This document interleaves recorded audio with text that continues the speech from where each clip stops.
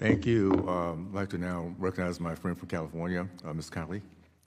Thank you, Mr. Chair, and I'm glad the Democrat minority in the committee has chosen a witness from my home state of California because California has actually led the way, in a sense, when it comes to the principles of equality before the law and non-discrimination that this hearing seeks to advance. California does not always lead in the best ways, but in this way, it actually did in 1996. California voters passed Proposition 209, enshrining the principles of equality before the law and non-discrimination into our Constitution. Now, of course, these principles are deeply rooted in our national identity. They are famously articulated in our Declaration of Independence. At the most important moments of our history, when our country has been propelled forward, we've reaffirmed our commitment to those principles, as with passage of the 14th Amendment, the Civil Rights Movement, and other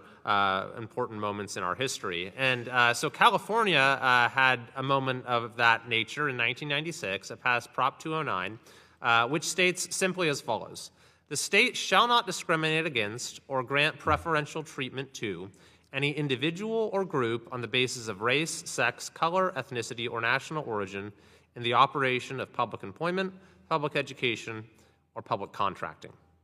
Now, that became part of our Constitution in 1996, and yet, just a few years ago, in 2020, the California supermajority legislature decided that it was time to overthrow these principles of equal opportunity, equality before the law, and non-discrimination.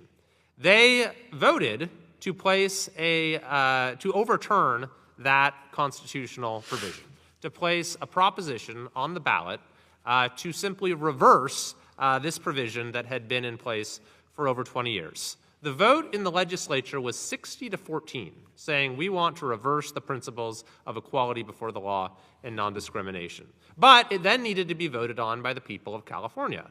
And even though it passed the legislature with over 75% of the vote, when it went to the voters, voters said something had rendered a very different verdict. By a vote of 57.2% to 42.8% in a very blue state of California, the voters said no. We want to keep Prop 209. We want to keep the principles of equality before the law and non-discrimination as part of our Constitution and as part of our state's character. And by the way, the spending advantage in that race was 13-1. It was 24 million to 1.8 million in favor of those who wanted to overturn these principles, in favor of the Yes campaign. And despite that massive spending advantage, despite California being an overwhelmingly blue state, despite the legislature voting 3-1 to reverse this, the voters of California overwhelmingly had other ideas. So Ms. Mukherjee, what does it tell you that there's this enormous disconnect between the people of this country and the politicians and perhaps those who are in charge at universities? Thank you, Congressman. Decades of public opinion published by outlets such as Gallup has shown, and that I have documented in my own research, show that consistently Americans in their totality as a group and individual racial groups oppose the use of racial preference, especially in university admissions.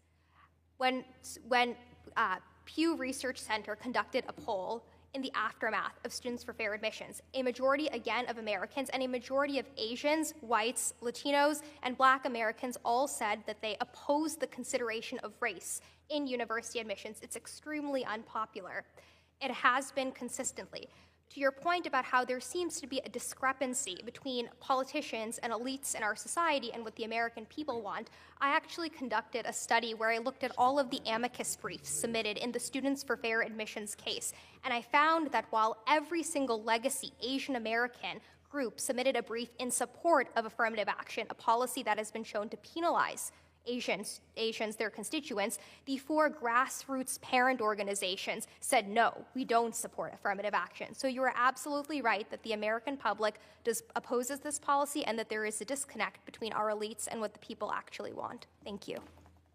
Thanks very much. I agree, but I think that the will of the people is ascendant, and we're at a moment where we have a chance to really vindicate those founding principles once again that have been so vital to us becoming the greatest country in the world. Thank you, Mr. Chair. Appreciate you calling this hearing. I yield back. Thank you so much.